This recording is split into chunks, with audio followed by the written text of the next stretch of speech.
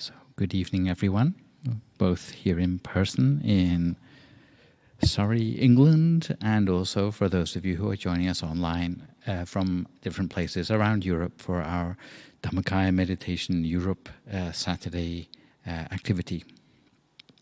Thank you very much, Natalie, for a glowing introduction, and also May for the soothing exercise session. Hope that everyone is feeling more relaxed and comfortable now, which will be ideal for our meditation. For those of you who are new to meditation today, in a few moments we're going to be meditating for about 45 minutes. But before I do that, maybe it's worth just going back over the basics of meditation for those of you who may be unfamiliar with the meditation technique. Meditation works with a part of ourselves that is often neglected.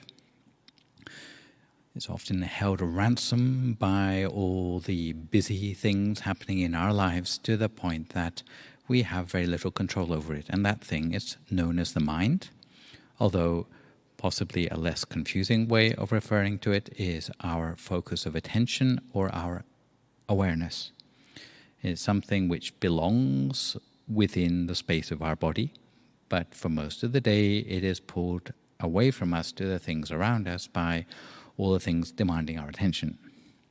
And there's nothing wrong with being attentive.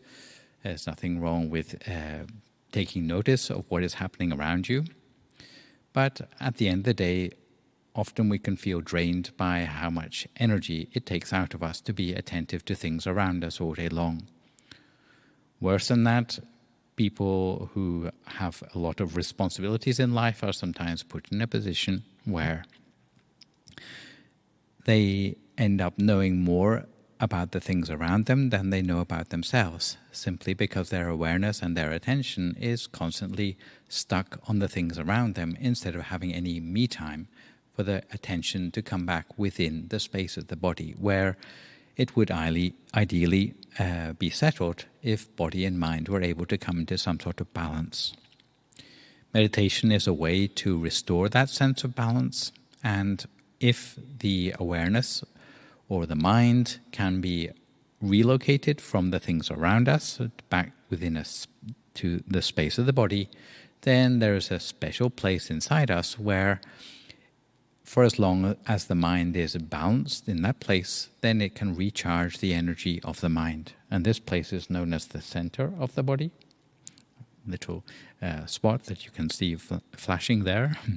Your one doesn't have to flash like that, I should add. But this place at the solar plexus or at the center of the diaphragm is particularly important because not only is it the center of gravity for our physical body, but it's also a place where if the mind can relocate to that point, then it's very easy for the mind to become recharged with all the energy it needs, or all the energy that has become depleted by attending to the things around us. So how exactly would we relocate the mind?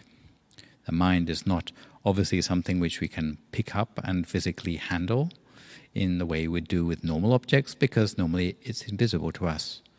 Normally it is not something we can even detect by physical means. You can't go to your doctor and have an x-ray of it.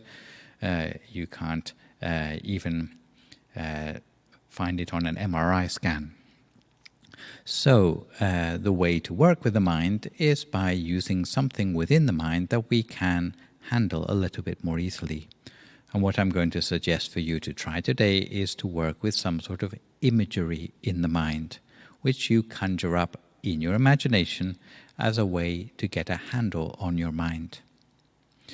The sort of picture which would be very useful for you is something like a bright shining sun, if you would like to think of a picture like that. Yeah? Or as it's a full moon night, maybe you would like to think of a full moon or a star or a diamond, or even something like the crystal ball that you can see behind me. Today, as we're working with candle lanterns and rafts, you might even like to think of a candle flame. But all of those objects, they are produced by your imagination. You're not actually seeing them, although you might remember ones that you've seen in the past. And what you do in the course of the meditation would be to bring a picture like that to this point at the very center of yourself. You don't need to be too finicky about exactly where, but anywhere that feels comfortable for you on the inside, in that general area, will eventually lead to the mind gravitating slowly to a place inside. Yeah? And that is a way of restoring balance to body and mind. Generally, we don't just jump straight in and do this sort of focusing activity, but there are some preliminaries for meditation, which include usually making sure our body is fully relaxed. So already our little exercise just now will help us in that general direction, but we generally make a check down through the whole of our body to make sure every muscle is relaxed, what's known as a body scan. Also, we pay attention to our meditation posture. So normally we try to sit up fairly straight, and the way we put our hands together is with the right hand on top of the left hand, index finger of the right hand up against the thumb of the left hand, and our hands just rest palm upwards in our lap. If you ever get sleepy, then the idea is that your finger will slip out of place, and that will give you a little bit of a warning before the rest of you slips out of position or off the chair. After that, we try to put our mind in a positive state. So we try to put aside any of the worries that come immediately to mind, and also put our mind in a positive frame of, or a positive mood. And only then do we do this exercise with conjuring up an image and bringing it gently down to the center of our body. If you have thoughts in the mind, that might put you off your focus. And the way to deal with thoughts is to try to ignore them as far as possible. But if you do notice that your thoughts are not responding to ignoring them, then you might make use of this traditional mantra, the words Samma Arahang, hearing those words as if they come up from the center of your body or the bright object inside you. And I will add that for some people, it's more of a feeling that that object is present inside you rather than a picture. And that works perfectly well. So if you find it's more of a feeling than a picture that you're working with, then that's just fine. Go with whatever works well for you. Today I'm going to do a little bit of a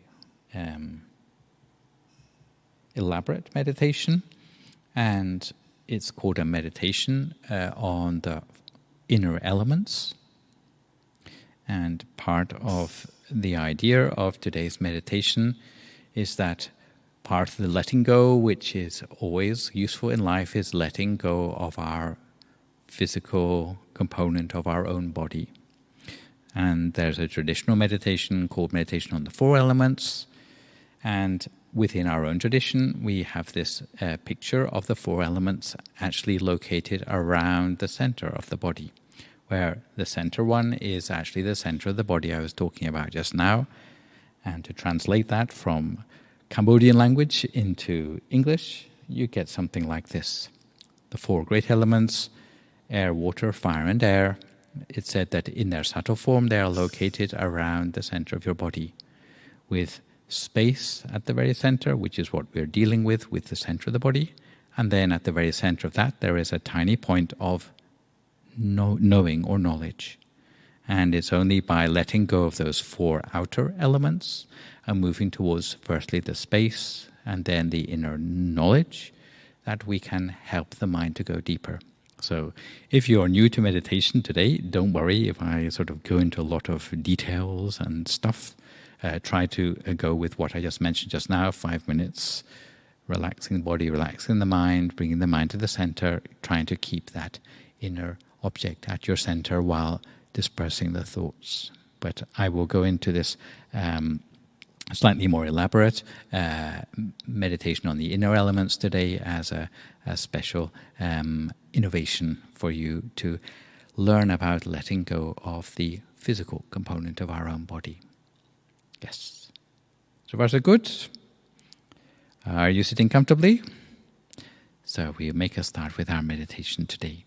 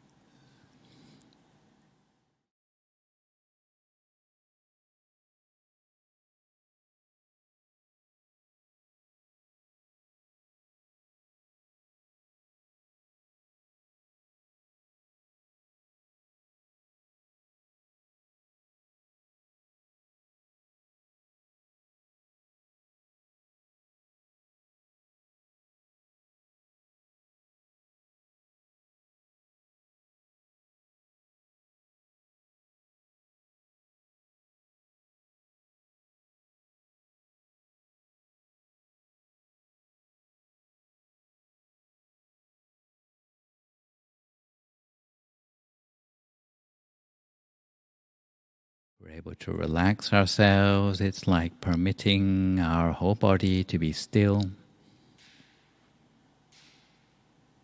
and permitting every single part of our body not to be doing anything anymore. Just remaining in stillness.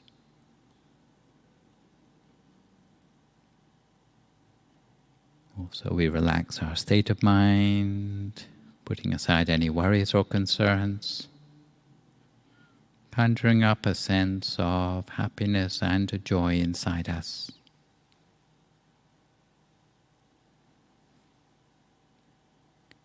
The meditation on the inner elements that we will be doing today is what's known as a samatha or calming meditation.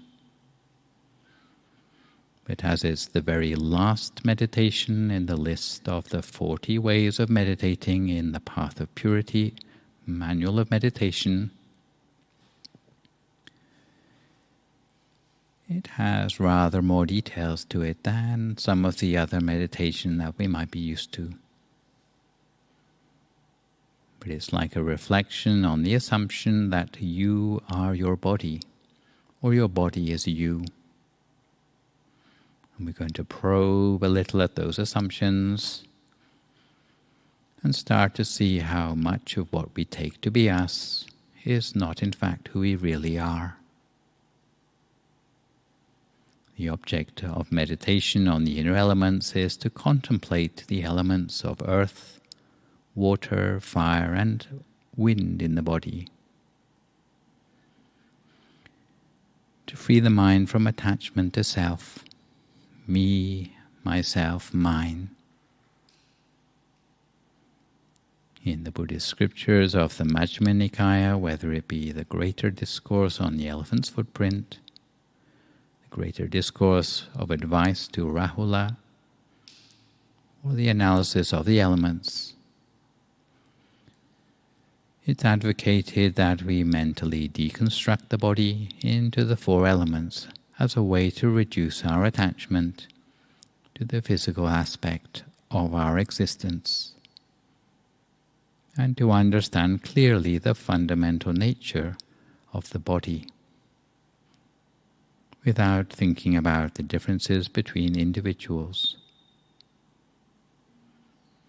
It's generally a meditation suited to people with a tendency to overthink things. So to start to let go of the attachment to this body, we consider it in terms of the 4 great elements, or Jattaro Mahabhutani, namely earth, water, fire, and air. We reflect on these 4 elements as they appear in the body, until they're seen as just a bunch of elements no different in nature from the elements in inanimate objects outside of ourselves.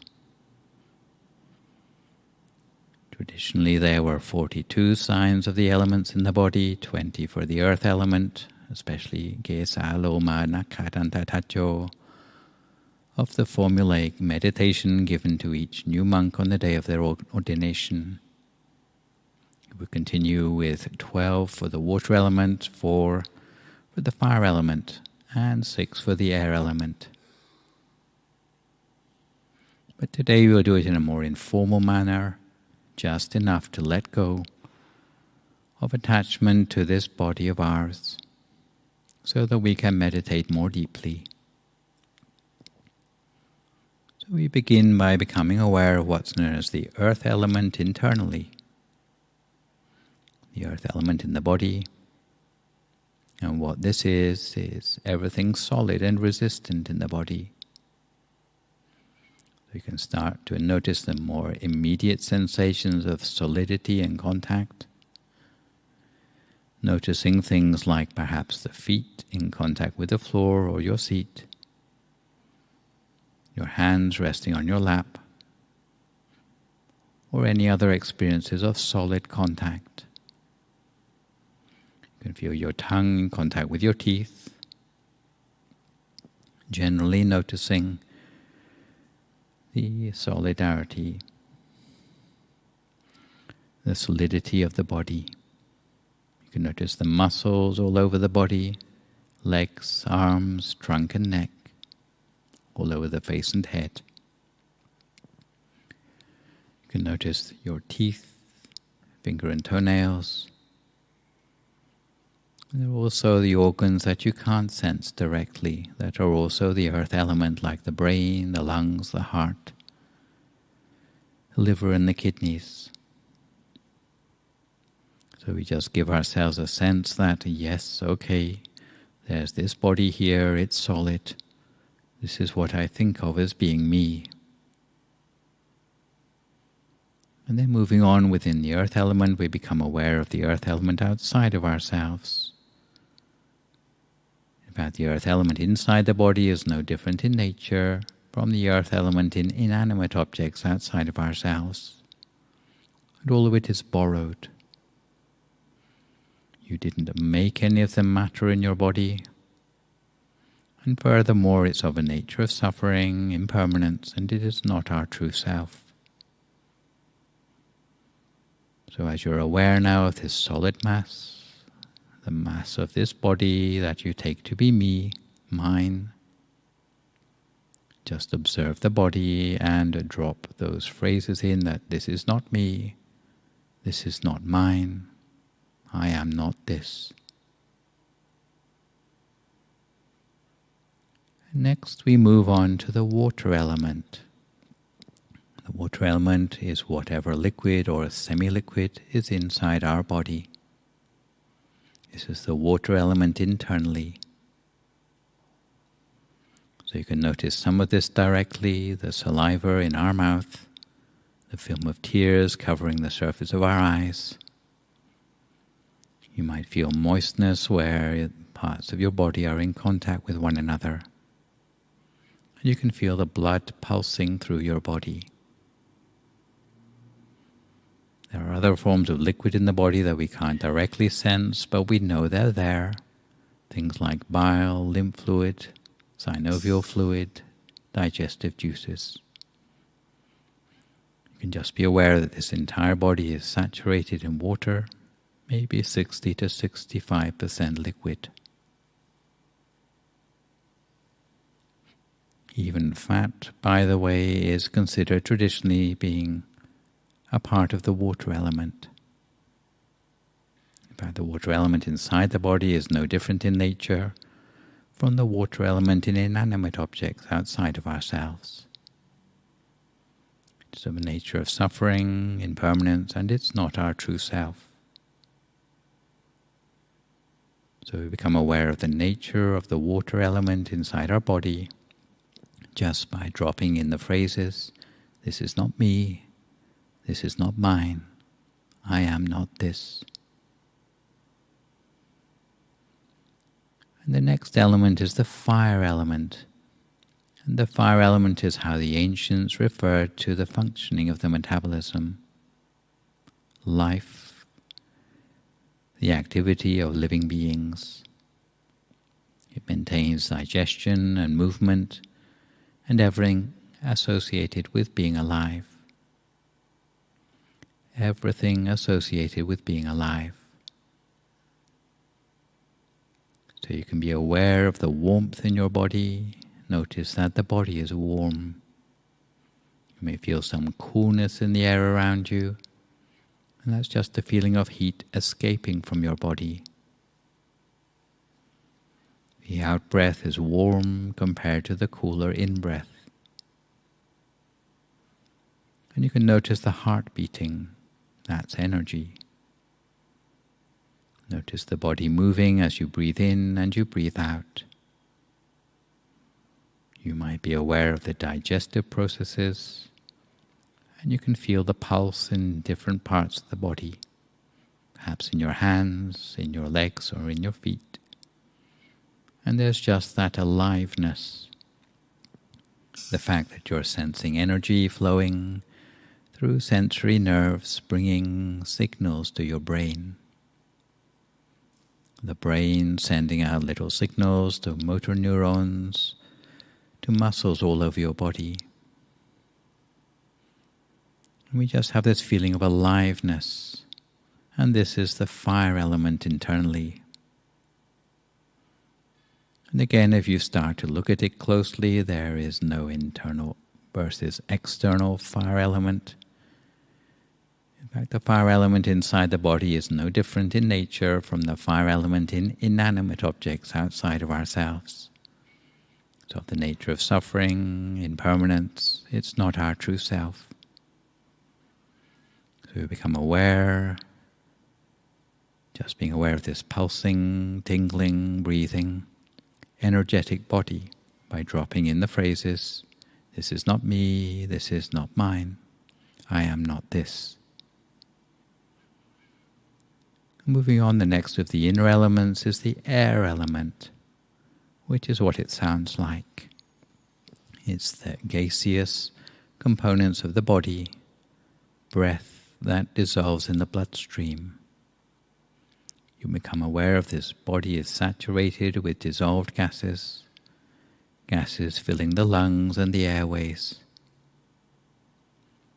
In fact, the air element inside the body is no different in nature from the air element in inanimate objects outside of ourselves.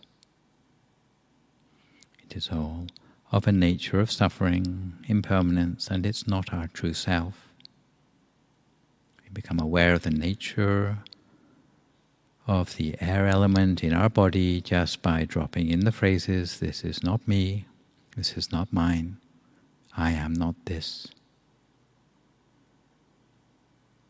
And having let go of the attachment for the body, we have to accept before proceeding that the traditional way of cultivating meditation on the four elements, or Jatu, Dhatu, Vatana, is limited in its potential and can only get you as far as neighborhood concentration or Upajjhara Samadhi. It doesn't have the power to access attainment concentration or Appana Samadhi.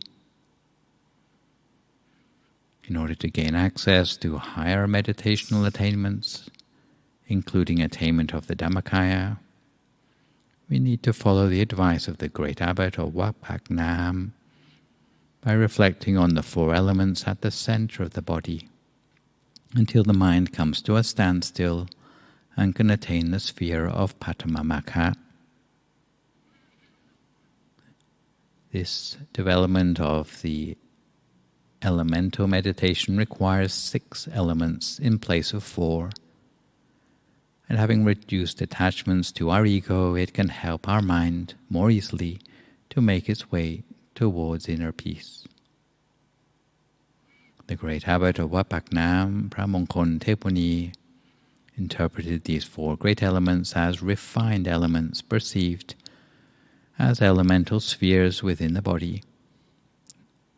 Not 4 because they are inanimate, but 6 elements for living, conscious matter. We consider the 6 elements inside ourselves through meditation as inner spheres. And the way they're located in relation to the center of the body. The great abbot of Wat Phak Nam taught that near to the center of the body there are 6 centers, to the front, to the back, to the left, to the right, around the center and the center itself. Where the center to the front is that of the cohesive or fluid element, the water element. To the right is the solid element or the earth element. The center behind the center of the body is the combustible element or fire element. The center to the left of the body is of the nature of mobility and is the air or wind element. The center surrounding but concentric to the center of the body is the vacuous element or the element of space. And lastly, at the center of the space element is the human mind, which has been described as the element of consciousness. This human element of consciousness comprises the 4 functions of perception, memory, thought, and cognition. So to upgrade meditation on the elements to attainment level of Appana Samadhi, when considering the 4 elements present in the body, we need for our reflection on the elements to lead the mind to become calm and concentrated to a point where it is still at the center of the body. Without bringing the mind to the center, to the point of attainment of Pattamamaka, until attaining the inner bodies, the quality of meditation cannot move from neighborhood concentration up to the level of access concentration, let alone insight meditation. So for this reason, we just keep calm at the center, and with this in mind, we consider the remaining 2 elements at the center of the body. So we turn our attention to the 5th of the elements, the element of space inside the body. We might think of this as the space that we occupy, so just becoming aware as best we can of the space we occupy. Maybe kind of fuzzy, sort of strange. When we look at the body, we see defined edges. When you feel the body from the inside, it's hard to tell where your body ends and the outside world begins. So you're occupying this space, this me-shaped space. And as with all the other elements, we can be aware of all the space that's outside this me-shaped space. It's a little overwhelming perhaps, because there's a lot of it. So you go to your center and the feeling there. As you're sitting, being aware of this inner space that you call me, mine, and the sensations arising within that inner space, you reflect that the space element inside the body is no different in nature from the space element in inanimate objects outside of yourself. So the nature of suffering, impermanence, and it's not our true self. So we become aware of the space element in our body by just dropping in the phrases at our center. This is not me, this is not mine, I am not this. And then finally we become aware of the consciousness element. So consciousness is not a thing, it's a process of knowing, of experiencing. In fact, the consciousness element inside the body is no different in nature from the consciousness element in other animate objects outside of ourselves. So the nature of suffering, impermanence, and it's not our true self. So we become aware of the nature of the consciousness element in our body by just dropping in the phrases, this is not me, this is not mine, I am not this. But although consciousness is just a mundane life-giving element, it does present a pathway to higher aspects of ourselves that are of a nature of happiness, eternity, and our true self, something we can truly consider our own. So having aligned our mind with the inner subtle space of consciousness at the center of the body, the mind will know exactly where to go. Sometimes we don't even have to use the breath. At this point, we slowly and gently conjure up a point of reference in the mind by touching very gently with our mind at the center, until a picture of the midday sun or the full moon, a star, a diamond, or perhaps a crystal ball or a candle flame appears. We continue to observe that imaginary object as a ball of bright light. The inner object will mark the center spot. We observe the inner object, accepting the way it comes into view, even if it's not entirely clear. There's no point in putting up a struggle to get the inner image the way we want. The point is to observe and accept the inner object, anchoring the mind as it is. And for now, the mind continues to stay gently in touch with the bright inner object at the center of ourselves. As the mind becomes more settled, the brightness of the inner object will expand to become wider.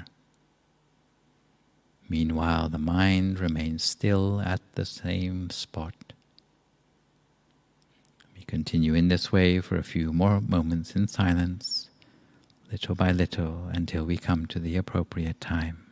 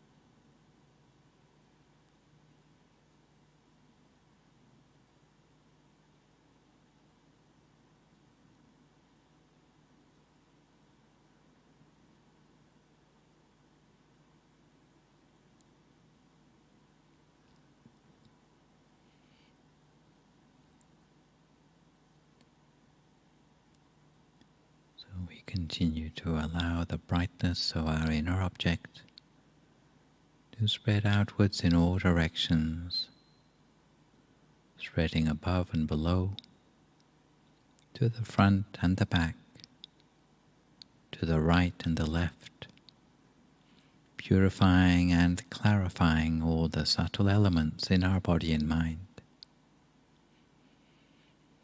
In the meantime, our point of observation is not from a place outside the center, but actually from inside the center, as if we were radiating our awareness outwards with an inner brightness. Generally, we only feel things touching us from the outside.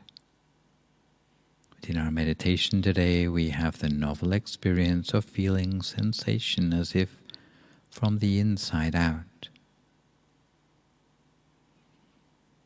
The mind continues to align itself exactly with the center space inside the abdomen. It will slowly align itself with that point inside us like a tiny sail making its way across the ocean to the far shore, slowly, softly, quietly, making its way to the center space. In the same way, our mind is touching at the center in a very soft, subtle manner. If you think about the amount of effort involved with touching, you realize it's far lighter than putting or placing something. It doesn't involve taking the weight of that object. The way the mind approaches the center is more like touching than putting or placing. It needs to be delicate, like a tiny white feather floating gently to the earth. In the same way, the mind floats down to touch at the center space, and we observe it there as it continues to touch the center. All we need to do for now is to wait. The inner element of consciousness at the center, in addition to the peace energy, will take care of the mind. The only way to reach toward a healthy mind, a mind that has cleansed and purified all the inner elements, is to allow the mind to come to a standstill at the tiny point of consciousness and wait for the energy to cleanse the inner elements. In the meantime, we stay still, we wait.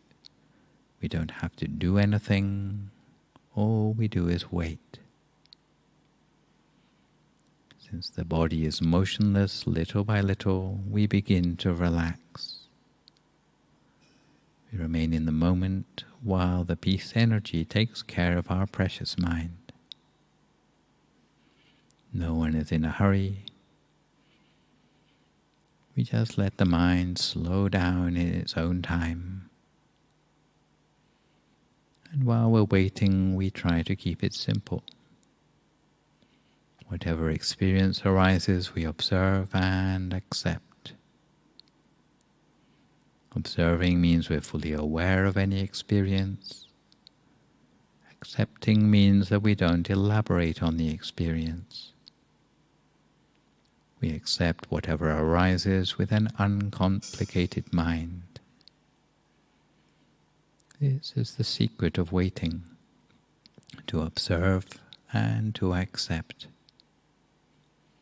So for now, let us observe and accept our inner experience for a little longer, with a sense of having all the time in the world, as we gently coax the mind toward a standstill. By means of waiting, the mind becomes even more settled than before. The mind starts to feel less cluttered and less congested. The peace energy gradually works to purify and clarify the elements in the mind, In fact, we cannot intentionally declutter our mind. We have to allow it to take place by itself. All we can do is to set up the conditions and let them run to completion. As the peace energy flows into our mind and gradually accumulates, there will be a feeling of expansion, and the body will start to feel lighter. If anything new happens in the mind, we just let it be. If our attention is drawn away to things outside our center, we will only be able to observe them in a single dimension. Do we keep our awareness in the center and allow the awareness to broaden and expand from there? We can observe our surroundings in all dimensions at once. The benefits of cultivating meditation on the inner elements as we've done today include that we will appreciate the three universal characteristics of impermanence, suffering, and not-self. You'll be able to let go of attachment to the fixed aspects of our physical identity, such as gender or species. We'll be able to overcome our fear of danger, especially from predators higher up the food chain, paving the way for our attainment of enlightenment. We'll be able to let go of attachment to tasks in our life and to sensual obsessions. We won't be carried away by extreme emotions and moods. We'll be endowed with extensive intelligence and will be able to attain inner peace. But in the meantime, we will arise only in the human and celestial realms. But in the meantime, we need to learn to be at ease with our elements. We need to learn only to observe and to accept. We need to reduce the tendency of our mind to question everything. Every time we find we're entertaining a question in the mind, it only causes a loss of quality in the mind. So it's better just to let the questions go. Keep the mind simple, in touch with the peace energy at the center. To develop a new feeling, a new level of consciousness, allowing peace energy to radiate forth from the center for a few more moments in silence.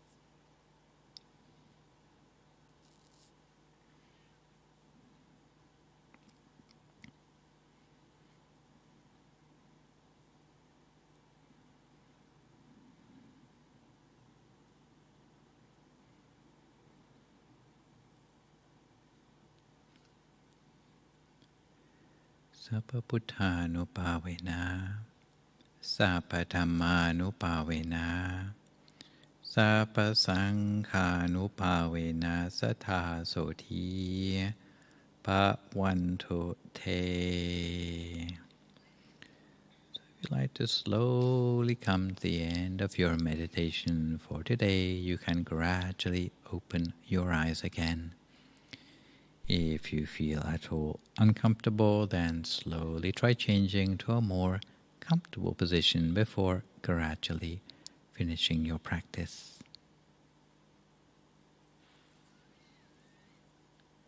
So far, so good, everyone.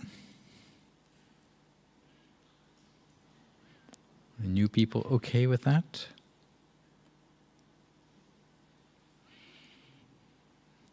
Did you have a little bit of a moonrise at the center of your body? Or a feeling of something like that? Well, I hope so. If you haven't already got enough light and illumination, then we will add to it a little bit later in the evening, one way or another. But today, here in Woking, and also for those joining us from different places in Europe today, we are joining to meditate on the full moon day, full moon of November. And although we are blessed with cloudy skies here in Europe, apparently the full moon this month is particularly spectacular. Sometimes it's a moon that's known as the morning moon, or the reed moon, or the frost moon. And it's a reference to the weather getting colder during this month. Sometimes it's known as the beaver moon, probably not by anyone around here, I would have thought, but certainly Algonquin Native American tribes named each full moon based on the weather conditions, farming routines and hunting trends each time of the year, and this is a reference to the beavers, who are busily building their wintry dams in preparation for the cold winter. So it turns out that this moon this year is special because there is a partial eclipse of the moon, which turns it into a blood moon, in case you can actually see it. And it gives it a sort of rusty orange appearance, or similar to what happens at the height of the total eclipse, glowing red and significantly less bright than you'd normally expect a full moon to be. And that being said, the stars will be shining bright as if there were no moon at all at the peak of that eclipse. And apparently this is the longest lunar eclipse that has happened in the last 580 years. So if you didn't see it tonight, then you have to wait until 2669. So, yes, good luck to you. Every year, the full moon night of November has special significance, especially in India. And the river Ganges, you've heard of that? Ganges? Especially in Benares or Varanasi, is lit up with thousands of floating candles. And what you can see there is the steps down to the river, which are called ghats. And during this time of the year, there are special little candle lanterns which float on the water. I think they're usually made out of clay in India. They're called diyas. And it's a celebration within the Hindu tradition, something that's known as Dev Deepawali, because the Deepa is the lantern. And it's decked out with lights, and devotees all float the little candles down the river. And it's believed that there's lots of deities and so on, like they do in India, that come down to see the little lights.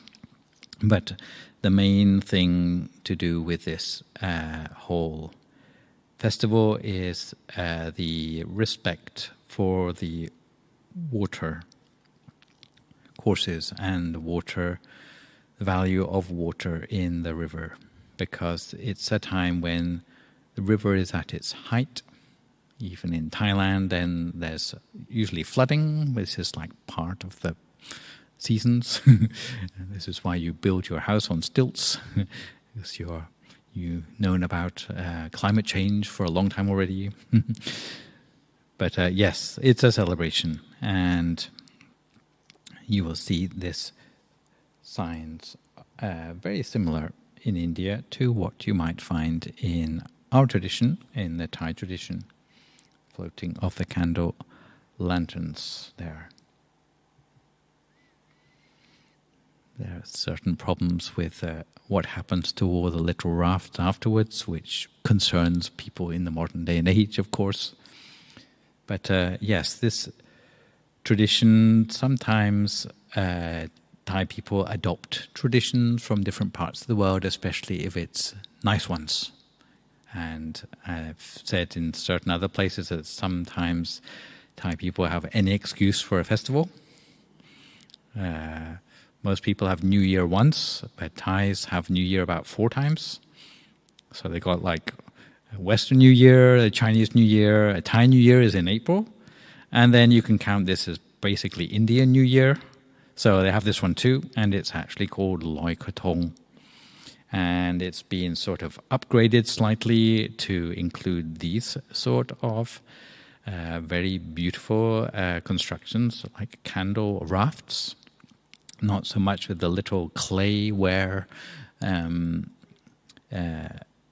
crockery ones, but made out of banana leaves.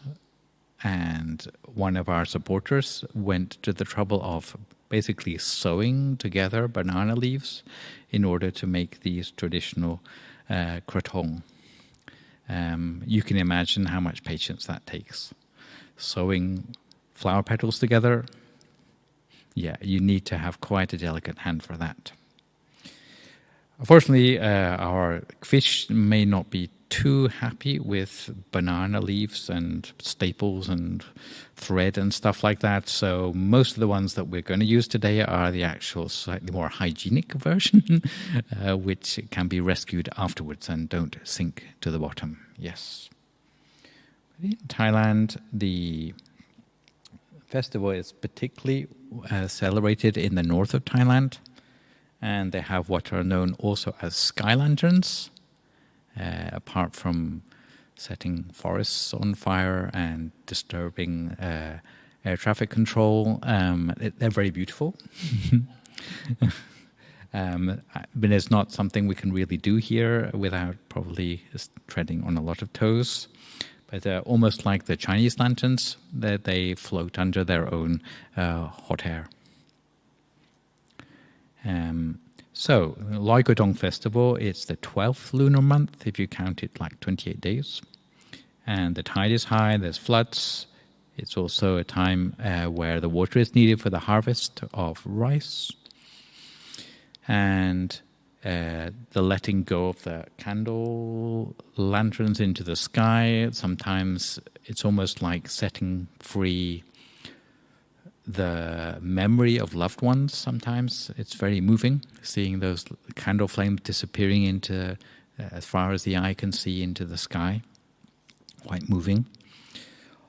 The water version of that, with these sort of krathong, is also being sort of adopted, especially in Thai and Buddhist tradition, where people use the opportunity of taking something of possibly great beauty and then floating it away on the floodwaters as a way of bringing to mind all the things they would like to let go of, maybe things that they would like to move past in their lives, and seeing it disappear in a beautiful way into the distance. This is sometimes something which is particularly effective, especially if you like to turn the corner on something in your own life.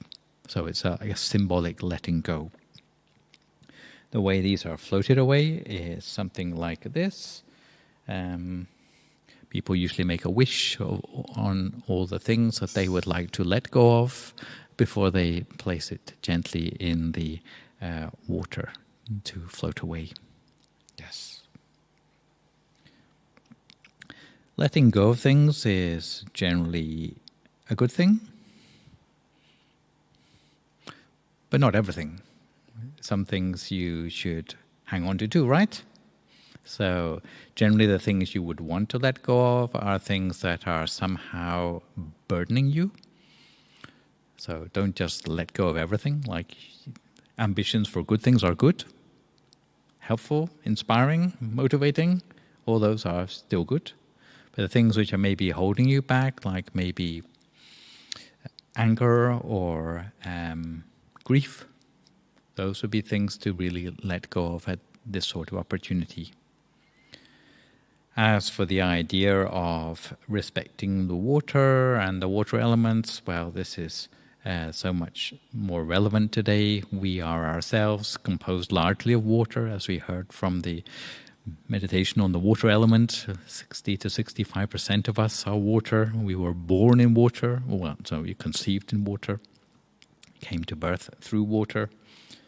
So it's a connection with the water element in ourselves as well. But some of the things which you might think about today as you are reflecting on the letting go, we will have the chance to light some of these and take them outside to our special pond in a moment. But letting go of things is not always easy. Sometimes we let go of things and then it leaves a hole in our life and we want to go back to that. This is one of the difficult things about letting go. Sometimes just lighting a candle doesn't make something go away from our lives too easily. And there is a sense of letting go of something on a lower level in order to let something on a higher level have the opportunity in our life. And in the trade, this is known as uptrading, where if you are in a situation where you have nothing better, then of course you're going to grasp onto that thing, even if it's not very perfect. But in order to move on to something better, you need to let go of the old thing before you can move on to something better. If you are in a shipwreck, then you will clutch onto anything that floats, right? Flotsam and jetsam. Apparently flotsam is bits of the ship. Jetsam is bits of the cargo. Yeah, apparently there's a legal distinction between these two for those interested. But anything will do if it floats, right? Yeah, if it's not lead weights, that's fine, okay? But if a raft comes along, then you have to let go of the flotsam and jetsam in order to get yourself up on the raft. And rafts are not that great. Even rafts can come apart. But they're still better than flotsam and jetsam because it gets you out of the water. But even on your great raft, if you see a boat coming along, then you'll be better on the boat than on the raft. So you have to let go of the raft in order to get onto the boat. And if you get to dry land, well, you'll be stupid to stay on your boat. So there's a sense of uptrading, being able to let go of one thing in order to latch onto something a little bit more superior, which will lead you onwards in life. And it's with this sort of idea in mind that we let go on the occasion of the Loi Krathong festival. So in a few moments, normally we light our candles halfway through, but apparently the candles don't last that long, not long enough to get them out into the pond anyway, so we're going to light them in just a few moments. And there's enough here, I think, for everybody. And the monks have got a special ones here. But before I finish today, I would just do a little bit of publicity, saying that every Saturday, whether it's a full moon or not, we have our online meditations together throughout Europe at 7, from 7 to 8 on British time, and between 8 and 9 on continental time.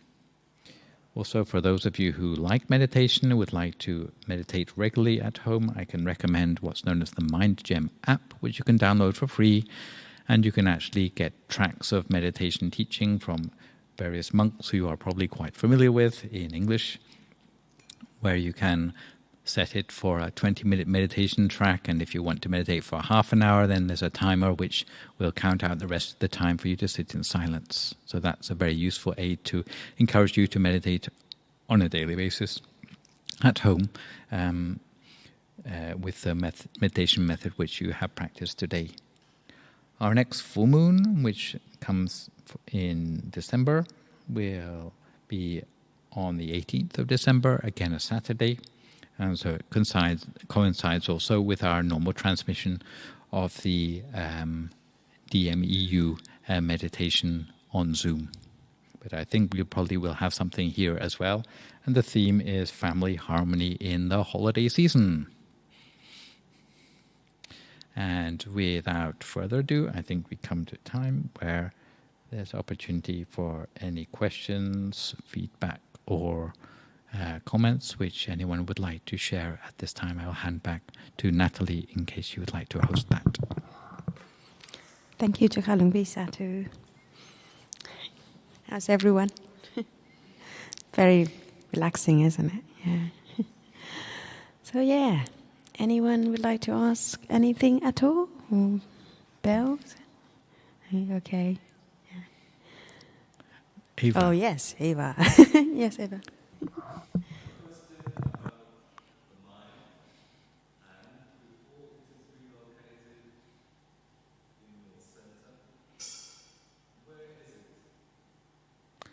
Sorry, the question was, before your mind gets relocated in your center, where is it? Is that the question? Generally, it is with all the things that you worry about in your life. So by withdrawing them from all those miscellaneous things, then it gets the chance to come back to the center, which is where it is most relaxed. You can compare it to a question like, where is your mobile phone? And your mobile phone is wherever you need it to be during the day. But at night, you need to have it back in a charging cradle. Otherwise, you don't get to use it during the day. So something like that.